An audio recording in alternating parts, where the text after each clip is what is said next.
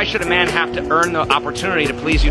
Because women get to decide everything in other species, so why not human species? But then if that's true, then why do we complain about being in a male-dominated patriarchy where men control women? Because... Gotcha!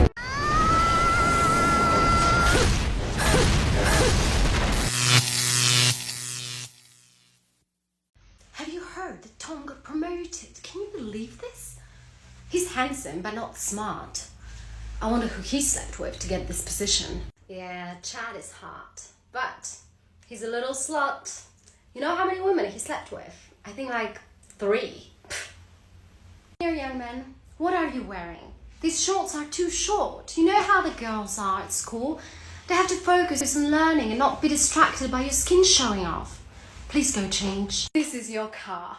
Isn't that a little bit too big for a man like you? Do you know how to drive this? Okay, let me put my seatbelt on just in case. Do you know how to park with this? Or should I do it? Let me do it.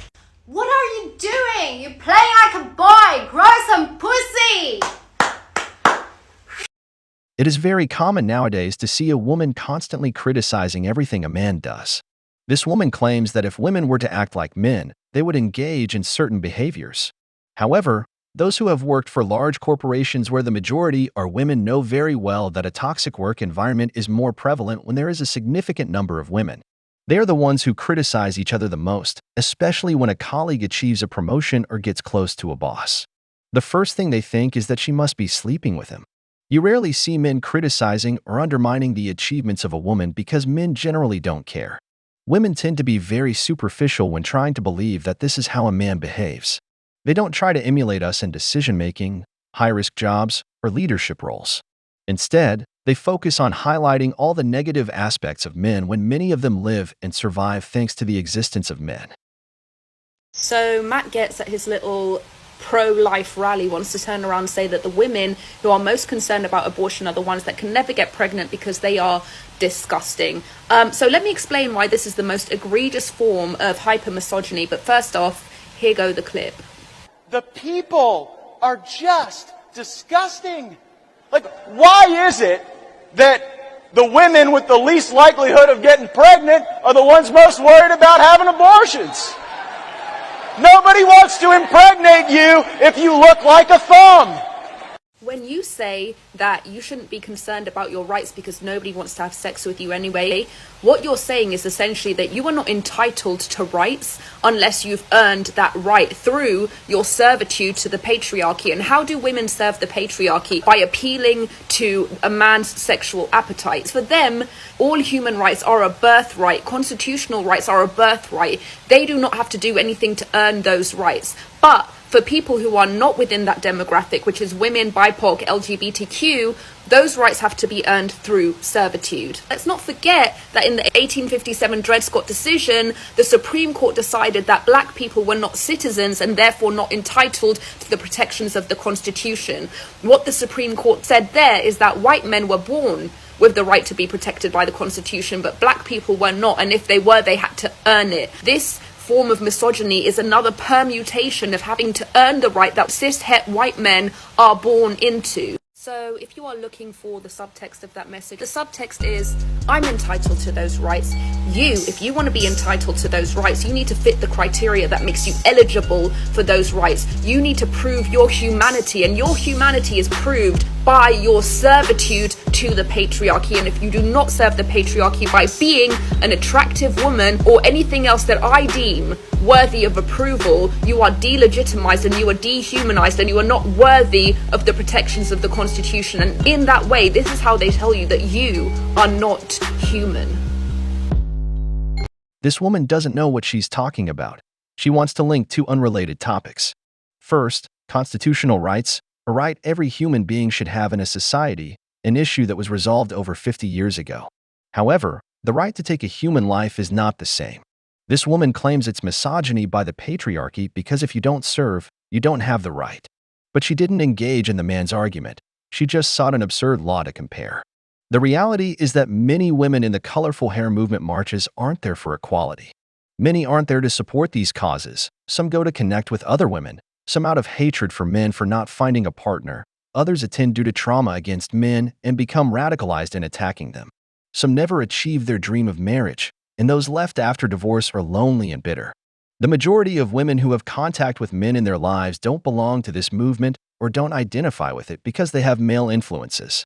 Mothers of sons, women with many male friends, women with brothers, those raised by protective fathers, and happily married women aren't part of this movement.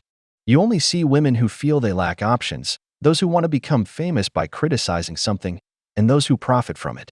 In the end, brothers, unless it endangers their own lives, no one should have the right to take another life.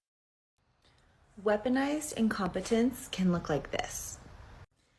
Hey honey, I am really stressed at work and I'm really overwhelmed this week, and I was wondering if you could make dinner tonight. Yeah, no problem. I'll pick up Taco Bell. I'm trying to eat healthy, and Taco Bell makes me feel like really gross, so I'll just whip something up. Don't worry about it. Do you mind doing a couple loads of laundry? Sure, but I never know how to do your laundry right. You're really picky about it. Yeah, just my workout stuff needs to hang to dry. I don't know what your workout stuff is. Well, every garment has washing instructions inside of it. On the label, it'll say do not tumble dry. It's fine, I'll just do it. Hey, the house is really messy and it's kind of stressing me out, and I work from home, so my environment's really important to me. Could you help out? Oh, babe, I just don't notice stuff like that. You have to tell me what to do. Brothers, women don't want to understand that we have differences between us. Studies show that men are more focused on their goals, while women excel in tasks like household chores. No one disputes that. However, when a man asks a woman how he can help, he seeks a direct solution and gets upset. It's not assistance they want. They want the man to do things their way.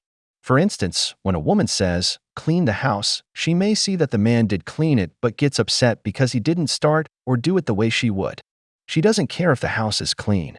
She only cares that he didn't do it as she instructed. So, do you want help? Or do you just want to boss the man around? She calls it armed incompetence. But if this man were to wash his clothes without knowing how she likes it, he might find them clean, but she'll think they're poorly washed. What do you think will happen? She'll blame him for never helping. There was a video where, in the early days of marriage, a man told his wife to do all the household chores while he recorded everything as a tutorial. He even had pictures of how he organized the pantry. When she asked for help, he would watch the specific task in the video to avoid problems. Teamwork, I'd call it. But many, as I mentioned earlier, won't buy into this because they want something to complain about. Not even get someone to want to commit to them. And I'm not gonna lie, it really makes me feel terrible about myself. I cannot help but wonder if there is something wrong with me, genuinely. No, please God, I hope you see this. Okay. The one thing that I will never regret, I don't really think I'm gonna regret most things because I learn from everything. The one thing I will never regret, and I'm the most grateful for, is that I did not date a man until I was 36. I didn't even go on my first date until I was 32. I promise you, the women you are jealous of are not having as good of a time as you think they are. A lot of them are being hijacked into some dude's life, like fucking Ariel, and they lose themselves. Either because of former childhood trauma or way too much, indoctrination into patriarchy, or even if they're coming from the most confident, healed place. It is so hard to meet a man who is not gonna fucking center himself, because that's what men do under patriarchy. So a lot of women who are dating, they're avoiding themselves. Not always, or they're losing themselves. So let me tell you what I did, and I'm so proud of myself. I don't even think it was intentional. I don't know. Men didn't ask me out, but I was scared of them because I'd seen so many women lose themselves as soon as a man entered their life. Brothers, we just witnessed the Trojan horse of feminism. This woman spends her time criticizing men for everything, claiming that even if you have a healthy place, it's still under the patriarchy. In other words, there's no way for a man to win. This woman's fear is valid. The young lady in the first video, at 28, has never had a boyfriend or a partner. She thinks she's running out of time, and of course, she's afraid. She'll undoubtedly envy women who have what she desires. She's aware that her friends are getting married, and she won't have the same time as before, making her social circle smaller. She understands she has family goals to achieve. When you consider all of this, it's clear she'll get depressed and feel fear because she's approaching the wall, and the wall doesn't forgive. But the woman who hit the wall whose first date was at 32, who managed to have a serious relationship at 36, now spends her days criticizing men just because they didn't date her. She was afraid because she saw many women lose themselves when they were with a man. But why didn't she see that many others found purpose in forming a family with a man, having children? After having children, you can't think individually anymore. You start thinking about the well-being of your kids. That's what the other young woman wants, a bigger purpose than just living for herself, something the woman who hit the wall had to do, not by choice as she wants to portray it, but because no man pursued her until she was 36. How contradictory, brothers. Life. So what did I do instead? I spent all my 20s and 30s doing the coolest shit ever. Like I did the whole van life, but in a truck, which is kind of like an oversized coffin, for 5 years. But because I did that, traveled all the time, totally nomadic, worked as a whitewater raft guide, that's me, in Wyoming, Washington, New Mexico, and went down some of the coolest rivers and most beautiful places ever. Why? Because a man wasn't distracting me or taking me hostage. I was an outward bound instructor in some of the most beautiful places too. I literally backpacked for a living. And you know what that job did? It taught me I'm a fucking badass. It taught me leadership skills. It taught me to trust myself. It taught me that I'm just as strong as any man. I'd argue way fucking stronger. I taught canoe trips. I did all kinds of cool shit, right? And then I moved to New York City. Why not? Her job started to bore me. And I worked in props and got to have so much fun working crazy long days, not getting paid enough, while also pursuing my creative dream of becoming a writer and a storyteller and comedian and blah, blah, blah, which I am now. That's my job. Because a man did not center himself in my life. I did what I wanted to do. I built my life for me. Then when I got bored of New York, I moved to South America for a little bit, worked on a strawberry farm, taught English in Chile for a while, climbed in Patagonia, all of these adventures on my own, but I met cool people. I traveled and did whatever the fuck I want because I didn't have a man centering himself like they do. Somewhere in there, I started a National Geographic show as a professional adventure survivor. I also worked to LA and moved there for a while. At 39, I was bored, so I moved to Spain to teach English. And then to France, why not? Built a life for myself here. And then at 42, did this! Like what? Build your life for you and maybe let one worthy join you. In short, she goes from one place to another because she was bored, had no purpose, and no one cared about her. This woman talks as if she achieved something significant, claiming she became strong, transformed into the man she couldn't attract. Let's be coherent here. She admits men didn't pursue her for dates, so clearly, she had to do something about it. She did all that not because it was her purpose or a goal she set for herself, but because she had no options. She comes to sell us the idea that she made a fabulous life because she married simps at the age of 42, tying the knot with a man younger than her who enjoys dressing as a woman, one of those used as a cover. She didn't have children, didn't have a stable home. In short, she lived like a wanderer until she married a man, a simp belonging to the patriarchy, who gave her a place and stability. What irony, brothers. So, looking at her entire life, if she tells the young girl that her perfect life is to roam without direction instead of having a good man, getting married, having a home, a family, and children, choosing to explore the world and marrying in her 40s with slim chances of having kids, what do you think the young girl would choose, brothers? Despite her attempt to sell a fabulous single life, remember she still suffers because time and the wall are inevitable, and the wall doesn't forgive. Here's why I will never again go on another coffee date. Someone recently asked me out on a coffee date, and I thought about it, and my immediate response that popped into my head was no. And here's why. As a girl, to get ready, it's very, very expensive to actually get ready and look presentable for a date. If you take into consideration the hair products, the makeup products, the skincare products, the outfit, if you're Ubering, if you're driving, the gas to get there. So you're spending all this money on yourself to walk out the door to show up to a date that's literally worth at maximum $15 to $20. My full face of makeup, because I go to Sephora, quite literally costs more than it is for this person, whoever it would be, to take me on a date. And also what that says to me is that this person does not want to put actual effort into taking me out on a real date. And I'm not saying that this needs to be an extravagant dinner or an extravagant date. I'm not saying it has to be super expensive. But what I do expect is effort and a plan in place. And if I don't even have that, then I'm not going. And if I really want Starbucks, I'll just Uber Eats it to my house. Hey, bro. Oh my God! First of all, if it's a casual date, you're not expected to get all dressed up like it's a gala event. Second, the goal is to get to know each other, not to pay for your free dinner. A date is not a reward just for your presence. Following that logic, you should be the one paying for your hair, your gas, and even the man's date, because those easily cost more than your Sephora makeup. These kinds of women then wonder why they've been single for so long. They think they're the last Coke in the desert when, in reality, they're just another option on the menu. A coffee date is for getting to know each other. If there's chemistry, then a second date makes sense. One where investing in a nice dinner is actually worth it. Brothers, don't waste your money on women who only want a picture for their Instagram, where everything will be in the frame, except you. I can't make this up. But when you promised me at my birthday you are going to give me the Chanel bag. Okay, but that's when we were together, love. Like, you broke up with me?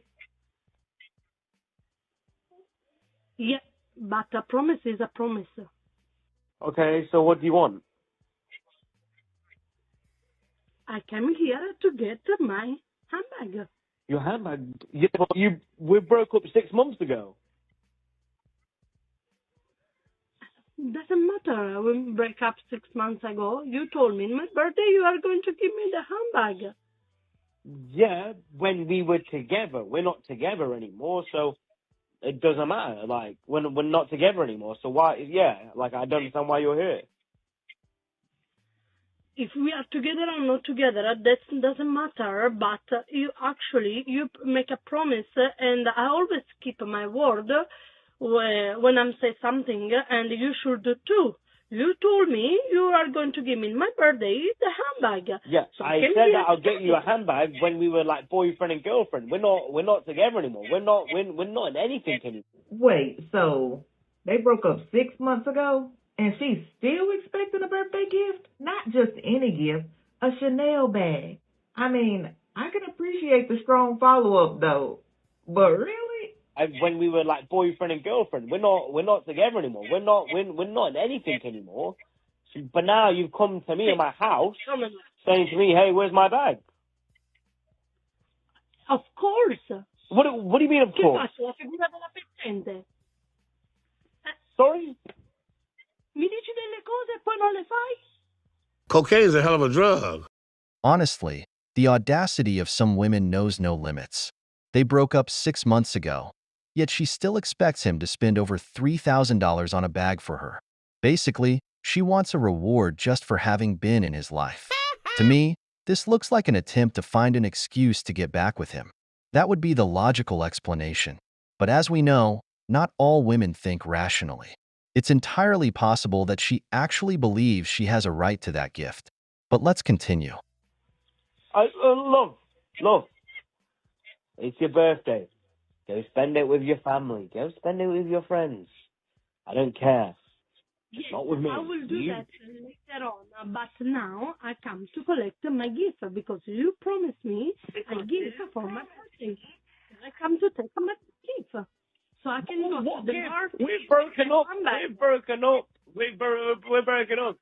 It's like me saying to you, no, hold on a minute, yeah, hold on a minute, yeah, here, yeah, sunshine, yeah, hold on a minute, here, yeah, love, yeah.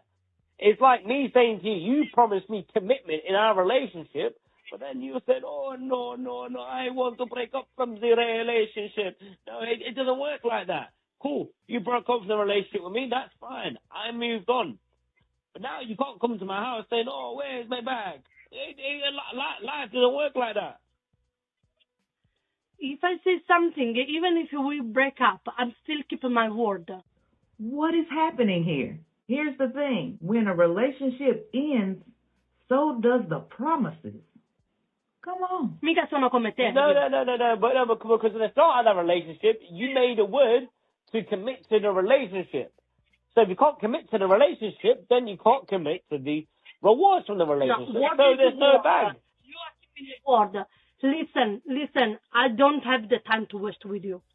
Properly, okay, come but on. you've got the time to come to my house till I ask for a bag. Of course. What? Give me the gift and I will go away. because I even don't want to see your funny face. There is no gift. If you want a bag, you can go to the Chanel shop and get it yourself. So you are not giving me the gift. So let me say this to our friend, that you promised something and you didn't keep your word. How does it feel? No, no, the thing is, I didn't even promise you anything. I just said to you, cool, on your birthday. We went shopping. You said that you wanted this bag, and I said, cool, I'll get you it for your birthday. But we broke up a long time ago, and now you're here. It seems to me like she's holding on to a little more than this bag. Either the elevator doesn't go all the way up, or she's holding on to something more than a bag. Maybe she's regretting that the relationship failed and she just thought she would pop up. If this lady don't get off this man's porch knowing they ain't been together in the last 6 months asking for a Chanel bag, come on. If you banking on promises from an ex, let it go. Turn the page and move on. Drop your comments. Let me know what you think. Do she got a point, or is she holding on to something that isn't there anymore? Let's go. Oh, hell no! What this woman really wants is for him to open the door, so she can open her legs afterward. But this guy isn't stupid. He won't let her in, especially when she openly admits she doesn't even want to see his face. Brothers, responsibility is like kryptonite for women. What happened here is obvious. She left this man to go explore new adventures with someone else. But once she realized she had let a good man go, she came up with the dumbest excuse to get back into his life. She even threatens to tell his friends if he doesn't buy her the bag. What kind of madness is that? Demanding that your ex buy you a $3,000 bag when you're no longer together. Only a simp would do that. What would you have done in this man's position? I think you're ready for the epic scumbag dating story. Okay, I meet a guy, and he starts to message me. Meet me here. We're going to be there later. Do you want to come over? None of this happens.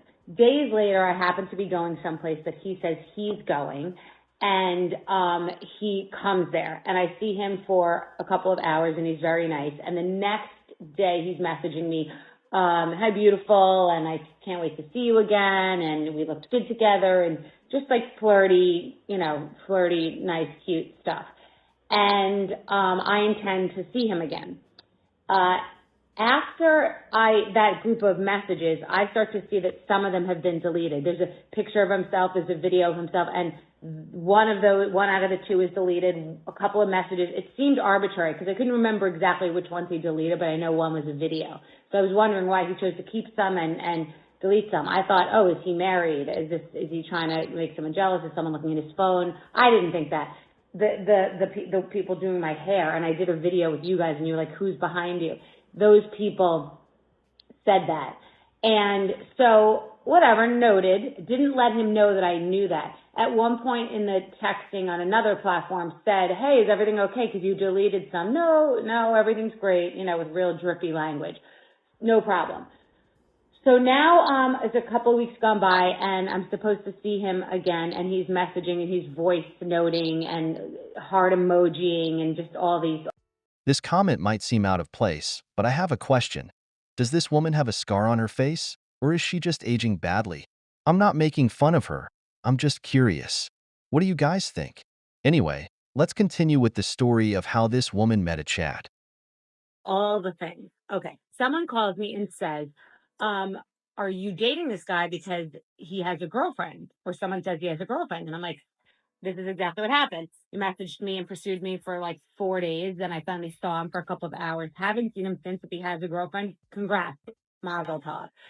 So at that moment, he messages me and says, hi, I am seeing someone. I'm sorry if I misled you, but I'm not interested. But if you want to get together with us, that would be great. And I then went over to our exchange that we originally had, and he had deleted in both places his side of the conversation. The good news is, after I was getting my hair done that day, when there were red flags, charming as a red flag, I screen grabbed everything, and I even had the voice memos. So my response to his cute little, sorry to have misled you was, hi, friend, with his name. It's very important that we tell the truth. Like I was talking to a 3-year-old, okay? It's very important. I hope you are having a wonderful day. XOXO. Here are some of the voice notes. Kissy emojis. Here are the things that you sent me just in case you need me to remind you when you decide to tell little fibs like that to people. Okay? And just remember, I was trained in a zoo by animals, so I have receipts. We see each other, okay, honey pie? And it's wonderful that you have a girlfriend. That would have been something that would have been nice for you to tell me. Big kiss. Brothers, there's a clear lesson here. Don't play with the feelings of a woman desperate for a ring but getting closer to the grave every day. I have to say, this guy is a Chad who tried to be too slick. Look how it all ended. This woman is obviously going to send everything to his girlfriend. I think he was interested in her at first, but after the first date, he regretted it. Or maybe his girlfriend found out. I'm not here to defend a cheater, but he tried to make an excuse, and she could have just left it at that.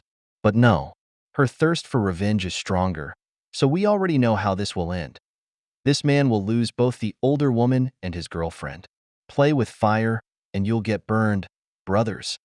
Even worse if it's with a woman hitting the wall, with a bitter look on her face.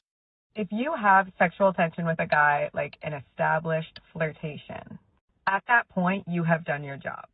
If he then puts you in a position where something is only going to happen between you two if you make a move, meaning if you approach him first when you're out, if you text him, if you go above and beyond to express more your interest. If he puts you in that position, don't do anything. Why would I be the one to have to make a move? And then by not doing anything, you can give him a real opportunity. The tension's already there. The vibes are alive. That's on him. I agree with what she says because I always support the idea that a man should be a man. Giving the first kiss is a man's job, but only if you notice there's sexual tension and that she's waiting for that move. You can sense this when the date has flowed well, when there's chemistry, and when there are clear signs of interest. Genuine interest is non-negotiable. The greater a woman's interest in you, the less effort you'll have to make. That's why I always say, lead the date. Be the one who asks the questions, chooses the place, picks her up, guides the conversation, and takes her to an environment where you feel comfortable and can take the lead in the interaction. The man should set the pace of the encounter. This is what men need from a woman, or what they want from a woman. Don't argue with me, argue with your mother. I'm just here to tell you what I've seen men want from women. You know, if you don't want to give in to what men want, then that's your prerogative. If you're a man and thinks I don't know what I'm talking about, I promise you I do, but whatever, go argue with your mother. People are driven by identity and desire. So in terms of physical attractiveness, you either satiate a man's identity, how he presents himself in the world, how he wants the world to see them, or his desire, what he wants behind closed doors, what he's personally attracted to, what he's personally into.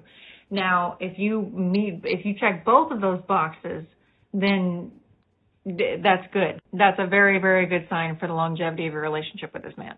Also, quick side note, men go for women that they can afford. Period, end of story. That is how they operate. That is how their brain works. They go for women that they can afford, and if they cannot afford you, they will resent you. I've made videos before talking about how men who have money don't call women gold diggers. Gold digger was a word that was invented by broke men because they resented the woman that they couldn't afford. They will not waste their time with a woman that they feel like they cannot afford, and who has a lot of different suitors who could give them a better lifestyle, and give their children a better life and lifestyle than they could. They're not going to waste their time. And if you give a guy like that a chance, he's not going to respect you, because he knows that if he were a woman in your position, he would be going after the bigger fishes. Okay, so he thinks there's something wrong with you and your judgment if you're going after him when you could be doing better. It's just the way it works. Men date in a tax bracket. Men date, that is how they set their standards. And they will condemn women up and down for living by that too. But I'm telling you, that's the way the world spins. That's the way it works. Okay, this is number 2. Men do not feel comfortable around women. Okay, they desire women. They project all these fantasies onto women, but they don't feel comfortable around them. I think that we women don't give ourselves enough credit for how intimidated and bewildered men are by us, but that is the way it is. So if a man can feel comfortable around you, If he just feels at ease, it's not something that can be said, it's not something that can be articulated. But if a man just feels at ease when he's with you, if you're an easy person to talk to and get along with, that is going to take you so far. There are people who are married to women who do not feel comfortable with around them. Cocaine's a hell of a drug. Gold digger is a term invented by men who can't afford a woman? Seriously? You hear all kinds of things in this life. If that term exists, it's because wealthy men saw how many women would sell themselves just for a ride in their car. Following that logic, then dusty is a word invented by women who want to appear to have a lifestyle their wallets can't support. This kind of thinking is what leads beautiful women to end up lonelier than the sun at noon. This woman is already 30. She's on the wall, and she's still waiting for a millionaire who never shows up. And realistically, I doubt he ever will. The only thing she said that actually makes sense is that a man feels more comfortable with a woman he gets along with. Beyond that, nothing else was worth it. But let's continue. If society didn't judge men so harshly based on how attractive of a woman that they could get, I think that would supersede or would play more of a role in a man's decision making when it comes to choosing a partner than attractiveness would, how comfortable he is around a woman. But of course, since we live in the society we live in where we're all targeted against each other based on how attractive a woman you are or how attractive a woman that you can get, attractiveness is going to be at the height of a man's decision making. And this is number 3. You have to be detached. You have to be detached. There's something about the responsibility or the emotional responsibility that men detest.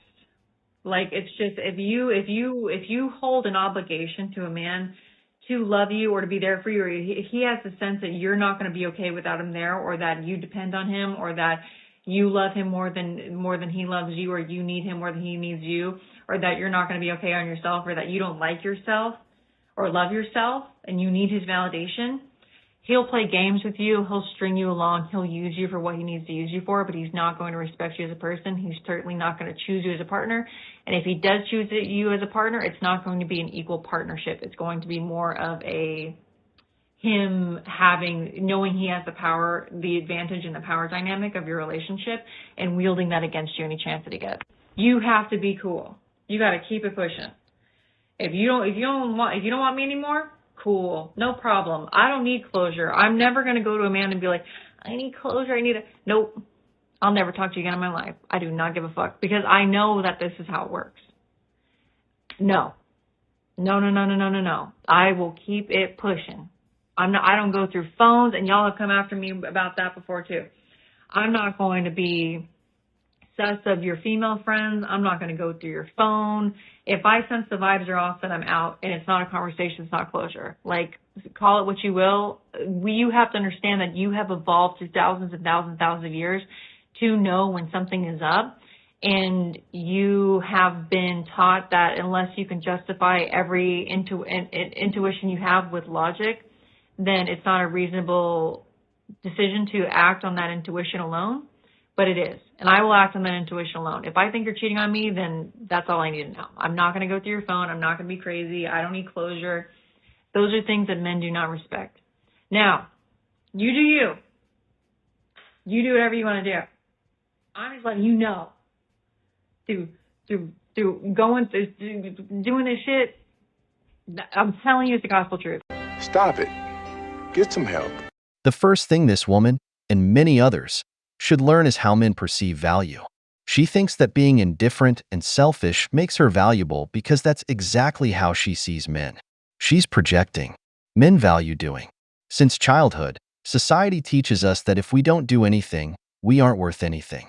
That's why a man respects and loves a woman who proves her worth through acts of service, who knows how to treat him, respect him, and care for him. For women like this, who only think about their own convenience, this clashes with their entire being. Because modern feminism only teaches them to receive, never to give. That's why everything that comes out of her mouth is a complaint about men, but you'll never hear her say she's found love. Because being this selfish, she never will. I went on 50-ish first dates last year, and out of those dates, about 3 or 4 of them were coffee dates. They were far and away some of the worst dates I went on out of the 50. And honestly, the dates were fine. We had a nice conversation, maybe we sat outside and had some coffee, but I walked away feeling like I literally don't care if I see this person again or not, which is not really the goal of a first date. I want to have some sort of opinion when I leave. Either I want to see them again and ask them about this specific thing that we talked about, or I really don't want to see them again because of these 3 things were not compatible. But to have literally no opinion on someone after spending an hour, hour and a half with them at coffee, to me just says that you didn't really get into anything significant in terms of conversation. And the reason I think that happens is because coffee dates feel like business meetings, especially coming from the industry that I am in, which is entertainment. Coffee meetings are super common. And so it's really hard to not think of a coffee date as literally just a business meeting. And so any of the things that are important on a date, like asking personal questions or building rapport or finding out if there's a connection, it's even harder to do than it might already be because it doesn't even feel like the right setting for that. So if you like coffee dates, more power to you, but I was amazed that all the dates I went on, the ones where I really had no emotion afterwards at all, positive or negative, were coffee dates. And if you found your husband from a coffee date, I'm not saying you're wrong, but I do think if you're struggling to find connection on first dates, I would stay away from coffee dates and try something a little more fun or interesting or just a change in environment. Curious to hear your thoughts. Let me know in the comments. Damn! In short, out of those 50 dates you had, only 4 were coffee dates, and those were the only ones where no one wasted their time or money. Because the other 46, dinners with wine at fancy restaurants, led to nothing, except a free meal and a few Instagram pictures where, as always, everything shows up except the sponsor. This only confirms that coffee dates are the way to go. You went out with 50 men, 46 took you to expensive dinners, and the result was the same as with the ones who only invited you for coffee. That means the ones who opted for a coffee date were the real geniuses because they didn't have to spend money on a woman who's just looking for free meals. Or am I wrong, brothers?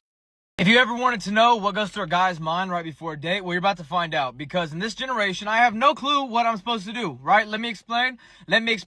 I've been single for a while. I have been single for a while. And I might have fell out the game. And I'm not really sure what I'm supposed to do. I'm going on a date. I think we might go to an arcade. I should know this, right? Let's say we're going to an arcade. I should probably tell her that. We're going to go to an arcade. But listen, I don't know what I'm allowed to say, what I'm allowed to not say. What if I fall in love on the date? I heard a thing about love bombing, and you're not allowed to do that. But, like, it sounded pretty good to me. I think love bombing, it sounds like a pretty good deal. I'm not going to lie. Because somebody thinks I'm great as soon as they meet me. What other way is there to do that? I don't think there's other options. There's no alternatives there. And I was thinking, I won't even lie, I was thinking about some of the players in the game, and I'm a vet, right? Like, I've been playing the game. The stats are average. I'm not a game winner player, but I'm on the court, right? I'm one of those players that comes in. We're getting off track. Listen, am I allowed to tell this lady I love her? And am I allowed to tell her I hate her? What if I hate her? What if I don't like her? What if I'm like, hey, I don't like you like that. Please don't touch me. Am I allowed to do that? Am I allowed to, like, take away consent? Is there implied consent to touch on a date? Am I allowed to, like hold her hand? Or, like, should I, like, am I supposed to walk past her and, like bump, like graze her to see how she reacts to the, or maybe I just go hands off and then how many dates do you do that for? Am I supposed to just go hands off for, like, 5 dates? Or do I let the girl make the first move? I ain't done this in a while, and I don't know what's going on. I'm just trying to tell you, I think she's pretty, right? It's like I met her on a dating app, which, red flag, but I was also on there, so that's double red flag, which is a double negative, and that makes a positive. So we're going in this good. It's just like,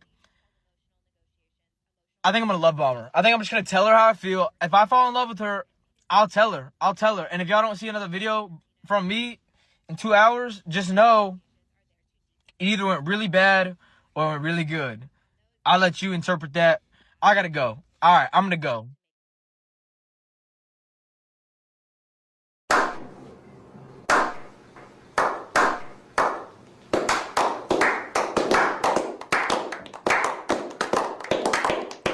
My uncle was a classic player, a textbook Chad. He always told me, a man who looks too hungry doesn't eat. That's why I applaud this man for making the effort. For men who are dating, I always say, choose a place where you feel comfortable so you won't be nervous. The idea is to talk, and get to know the other person in a relaxed way. Ask questions and let her answers guide the conversation. Dress well. Wear clothes that fit you, a good cologne, and a watch. These are basic details, but they make a difference. Pay for the first date, but don't overspend. A coffee or a simple activity is enough. The key is for you to set the pace of the interaction. That's why choosing the place is important. It shows confidence, and confidence is attractive to women. As for love bombing, that depends on the woman. Some are very talkative, while others are more reserved. My advice is simple. Be yourself. If you're an affectionate man, don't try to hide it, because sooner or later, it will show. Remember, go in with the mindset of, I'm going to have a good time on this date. If there's no chemistry, be honest. Tell her directly, I don't think we're connecting. Many women respect that, and if she's interested, she might tell you she feels uncomfortable about something but wants to give it another try. If not, you've freed yourself from someone you're not compatible with, and that's not a bad thing either. I'm having a serious mental breakdown. I've been snot crying for 10, 15 minutes. But I think it's a good time to address some stuff. I've seen a lot of creators, they start on one path and then they end up changing their entire demeanor on social media because they're just tired of talking about or going through or, trying to put up this fake facade for people on social media. And if you've noticed, if you've been following me, I've taken a huge step back from posting on social media, and my original content, which used to always be about prison and jail, has come to an end, as you can see. And I'm just experiencing one of those moments right now of extreme PTSD, I'm having a serious panic attack. And I need you guys to see this, because for people that are angry and upset that I don't talk about prison or jail anymore, or the ones that are upset that I said and I swore that I would tell you guys about my weekends in jail when I was done, that I didn't, I'm so fucking sorry, but that shit is fucking traumatizing. It's triggers so much in me. I went to prison when I was 19, okay? 2017. Oh, boo-hoo! Let me play a sad song for you on the world's smallest violin. Brothers, if you've been following this channel for a while, you already know that responsibility is kryptonite for women. As Newton's second law states, every action has a reaction. And that's exactly what's happening to this woman. If you turn your life into a reality show on TikTok, you can't get mad when people want to meddle in it. Like any series, there will be those who support you, but there will also be many who criticize you. This woman ended up in prison at just 19 years old for shoplifting. We've already covered her story on the channel. Later, she had a child with a Chad from the streets. In short, her life has been a complete cocktail of bad decisions. Now she wants to change, but people aren't willing to let her do so easily. Because misery loves company, and if there's one thing women are talented at, it's getting involved in other people's lives. In this case, her own audience has turned against her. But let's continue. And here we are in 2023. I'm 25 years old. And I feel like I'm still living that every fucking day. And honestly, this kind of started and triggered again when I had to go back and do my weekends in jail. Because I fucked up and I violated my probation and I was sentenced to 10 weekends in jail. And I just finished that the beginning of this year in January. That wasn't long ago. And it's been fucking haunting me and fucking suffocating me. And it has had me in a fucking chokehold depression. And it's over. It's done. It's in my past now. But I can't explain the feeling I have from this. So no, I won't be talking about it anymore. I'm so fucking done talking about prison. I'm done with it being a personality trait. I'm done with it being a part of my life. I'm done with people looking at me oh, that's the prison girl. That's the girl that went to prison. I'm so much more than that. Shit. Oh. So if you were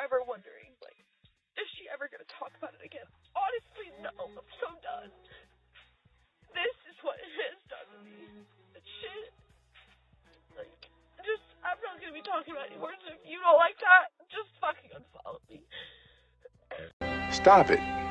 Get some help. This is tough. I won't deny it.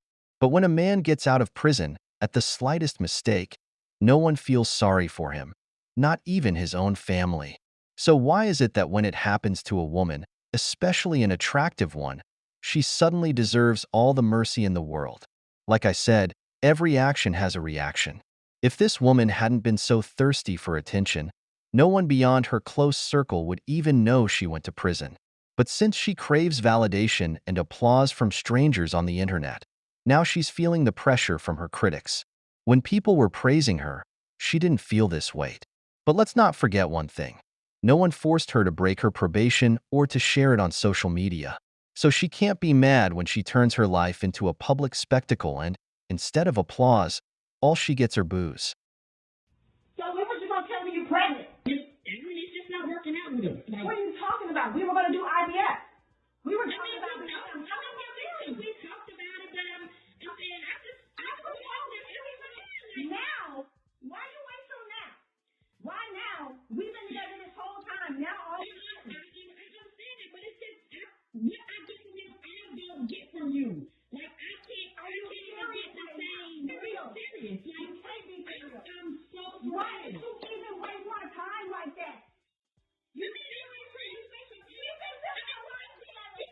You planned everything. You need to be in the baby. No. You need to be friends. You know what I'm saying? That's your baby. That's not my baby. No, we were supposed to be together. Who is this person? What are you talking about? I mean, so you got a whole relationship that ain't even just like a one and done?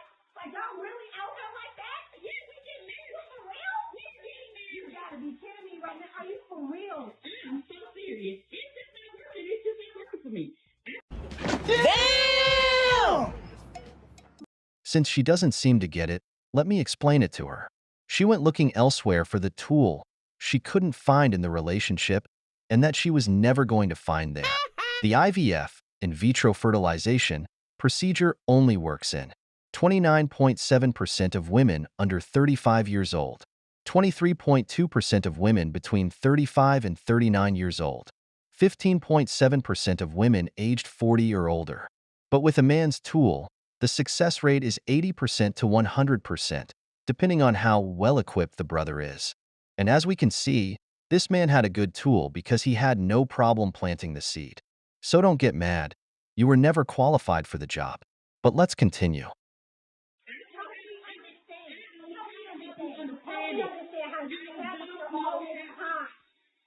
Spending all this money, I'm planning this whole future. We got this place together. We talking about doing the IVF. You were gonna take my egg. It was gonna be both our baby. Now all of a sudden you pregnant my dude? And now I'm just gonna be a side chick? You pregnant in real life. Who doing that? Who's doing that? You got me messed up. I'm so sorry, but this is not it. This is not it. To marry you. So when we went to that ring shop and you was looking at those rings,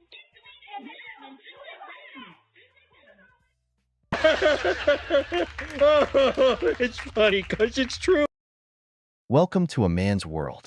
A world where you can be with a woman for years, and out of nowhere, she betrays you, changes her mind, wants to leave you for no apparent reason, or ends up pregnant by chat. Can't understand it? Don't worry.